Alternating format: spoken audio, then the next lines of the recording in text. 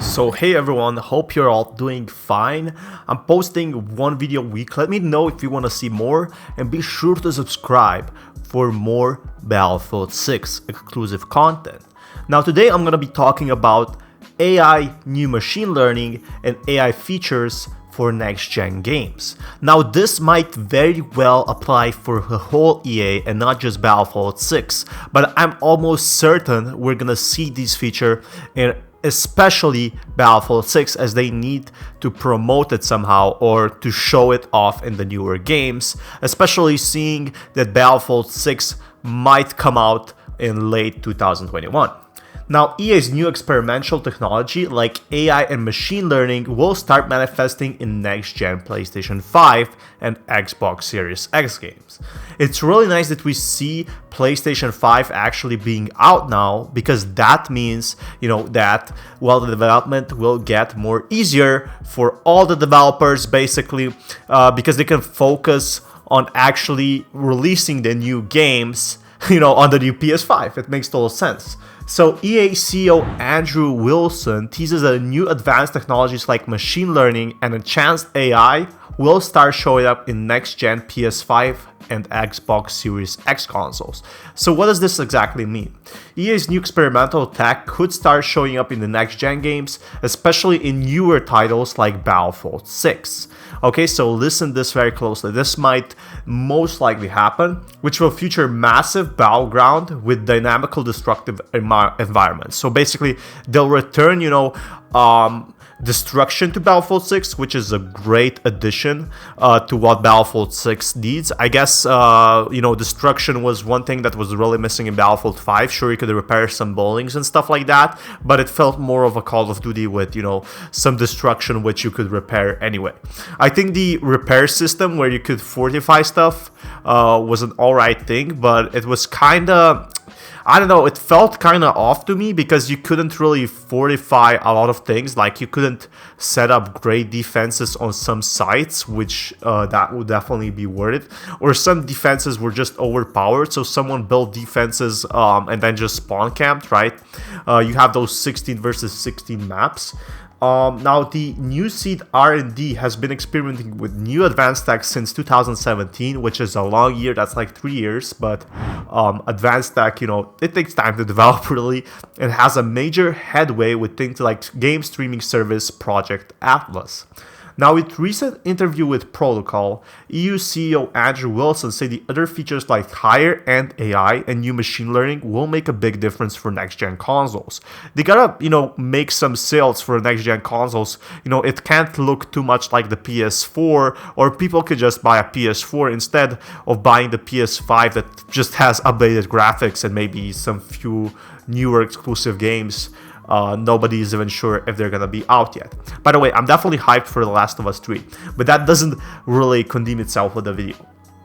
So what he said is, what we've seen historically is that the overall strength of the console generation, both in hardware and software, is really built in the first couple of years. So what he means by that is we're basically gonna develop and focus on the best games, at the start, and then, it's slowly gonna die off. So now they have a lot of potential because the Xbox X Series, Series X, and PS5 is out.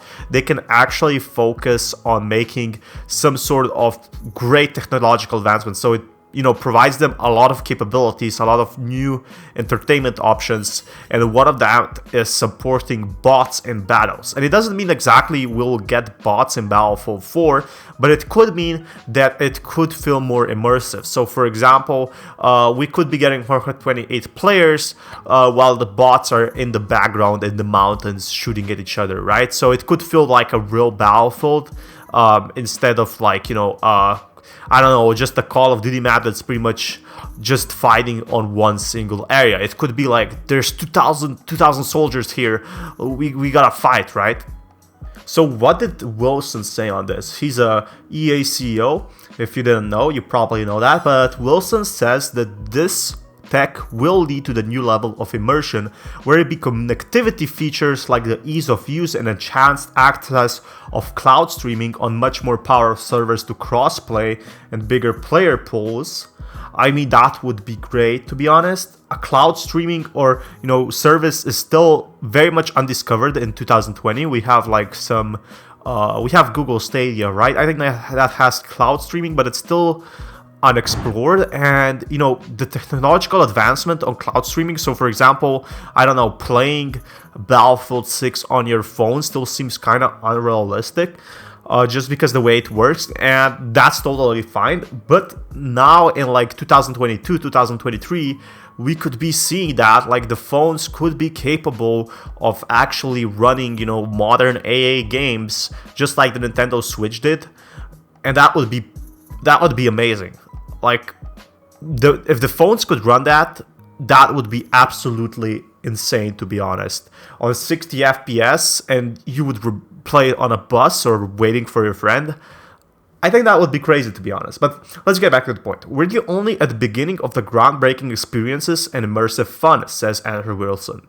That we're going to be able to create 4 players on the new consoles using more AI, machine learning, adding social layers to make connection. I think social layers are a huge thing that's important in Battlefield 6 especially.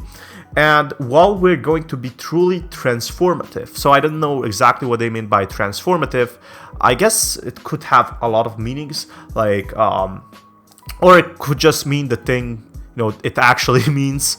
So EA's SEED division will likely affect all future blockbuster games from BioWare's next-gen Dragon Age. Oh yeah, that would be definitely a hit.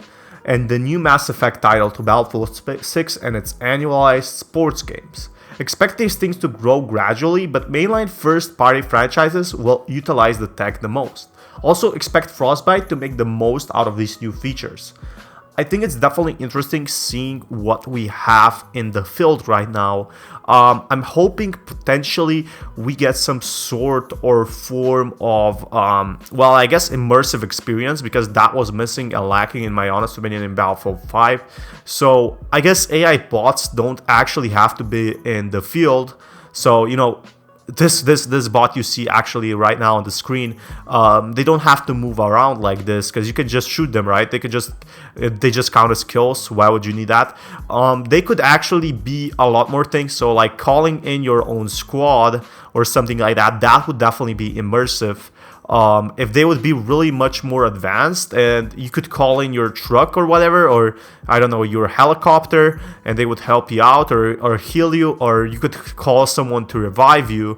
That would make a huge difference, and the enemies would have to shoot the people that are, the bots that are reviving or something. I guess it would make it look like a true Battlefield. So keep in mind, if it's 128 players, I'm pretty sure it could handle even more bots. And the servers and Battlefield 6 is probably going to be unlike anything other. I think it will be a huge, massive hit for the Battlefield franchise. I guess the campaign mode could also support this feature. I'm guessing we're seeing already a lot of bots in games in the campaign mode, of course, because it's a single player experience. There's so many possibilities, and it just doesn't apply just to Battlefield 6. It applies to all EA games basically, and they've been developing this for some time. So let me know what you guys think of this, because I definitely think we could be seeing, some destruction. We could be seeing bots actually setting up explosives to buildings or whatever. The 24 versus 24 days are dead. Like, legit, we're gonna see some massive scale battles, and it's gonna bring Battlefield 6 back.